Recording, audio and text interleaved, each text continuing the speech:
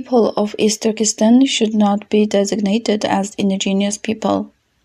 The East Turkestan Government-in-Exile recently led a debate in the global East Turkestani and Uyghur diaspora on whether Uyghurs should be designated as indigenous people under international law.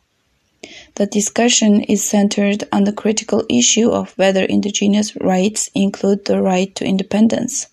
Articles number 4 and number 46 of the UNDRIP limits indigenous people's right to self-determination, to autonomy, or self-government in matters relating to their internal and local affairs.